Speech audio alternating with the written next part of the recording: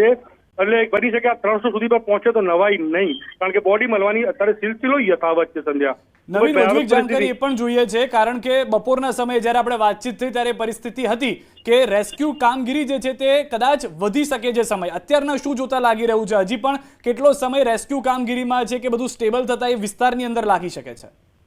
હજી ઘણો સમય લાગી શકે છે. હજી તો યથાવત છે કાટમાળ કાઢવાનું, અને બની શકે છે 2 થી 3 કલાકનો સમય હજી વધુ લાગી શકે. આખો કાટમાળ કાઢ્યા પછી જે સફાઈ એટલે કે સર્ચ કરવામાં આવશે કે કોઈ ક્યાં ભરાયું છે, કોણ શું છે, એ બધું તપાસાશે. ત્યારબાદ આખો મામલો ક્લિયર થશે. એટલે કહી શકાય કે ઓપરેશન ક્યાં સુધી ચાલશે, શું ચાલશે, હજી એની કોઈ ગેરંટી નથી. પરંતુ જરૂરથી આ સમાચાર દુઃખદ છે અમદાવાદ માટે અને દેશ માટે પણ, કારણ કે આવી ઘટના દશકો પછી બની હોય એ પ્રકારના અત્યારે ખ્યાલ આવી રહ્યું છે. નવીન, અહીંયા એ પણ સવાલ થઈ રહ્યો છે કે હવે સાંજનો સમયગાળો થઈ ગયો છે અને થોડીક ક્ષણોમાં હવે અંધારું પણ થઈ જશે, એટલે જે ચેકિંગ છે, જે પણ અત્યારે ત્યાં આગળ રેસ્ક્યુ ઓપરેશન કરવામાં આવી રહ્યું છે, તેમાં ક્યાંક આપણને ચેલેન્જ ફેસ કરવો પડી શકે છે આવનારા સમયમાં?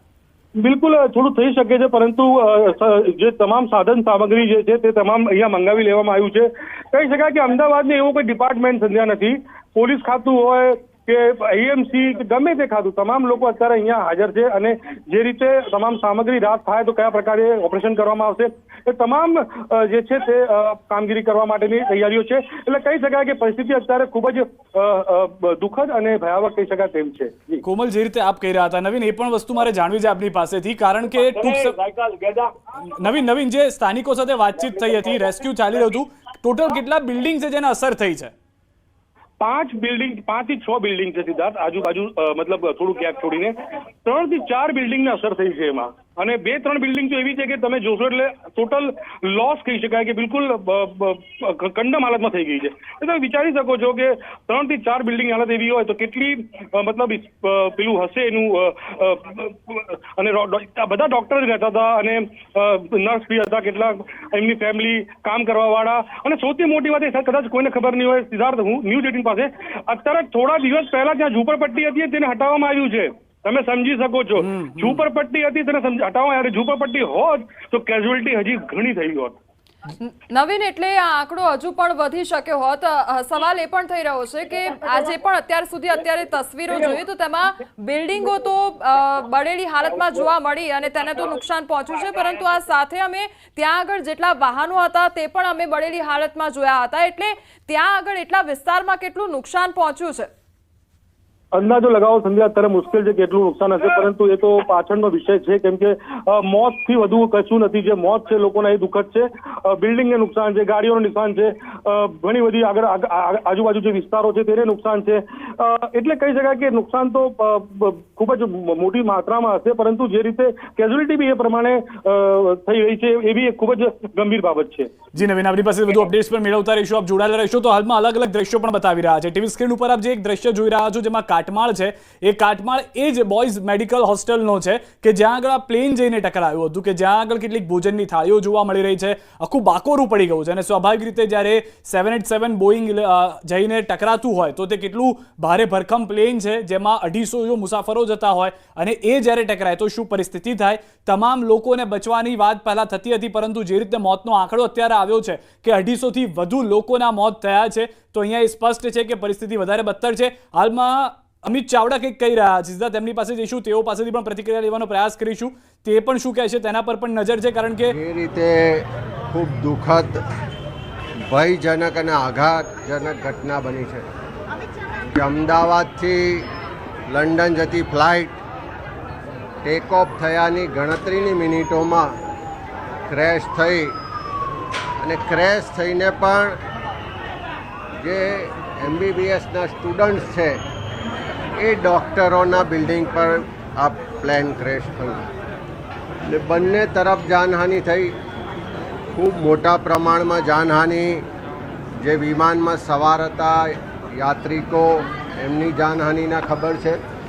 સાથે સાથે હમણાં જ હોસ્પિટલમાં મુલાકાત લઈને અનેક ઘાયલ વિદ્યાર્થીઓ સાથે પણ વાત થઈ.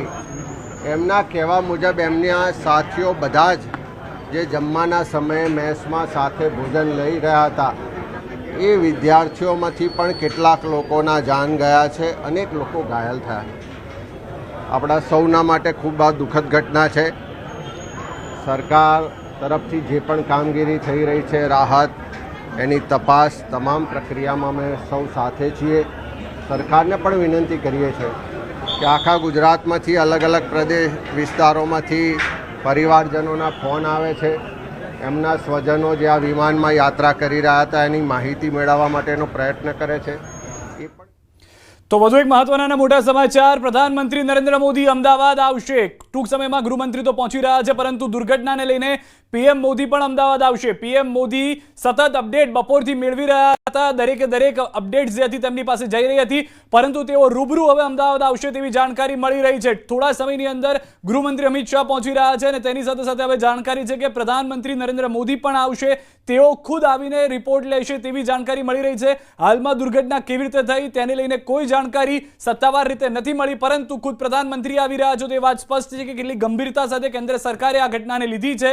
એર ઇન્ડિયાનું આ પ્લેન હતું કે જે ક્રેશ થયું અને ન ફક્ત તેમાં જેટલા મુસાફરો હતા તેના મોત થયા, પરંતુ ક્રેશ થઈને જે જગ્યા પર પડ્યું, બિલ્ડિંગ પર પડ્યું, તેમાં પણ લોકોના મૃત્યુ થયા છે. તો દુર્ઘટનાને લઈને પીએમ મોદી અમદાવાદ આવી રહ્યા હોવાની મોટી જાણકારી મળી રહી છે. થોડા સમયમાં પહોંચશે તેવી હાલમાં પ્રાથમિક જાણકારી છે, પરંતુ જે જાણકારી મળી રહી છે તે પ્રમાણે ગૃહમંત્રી જે છે તે પહોંચી ચૂક્યા છે અને તેઓ સીધા હોસ્પિટલની મુલાકાત લે તેવી જાણકારી મળી રહી છે.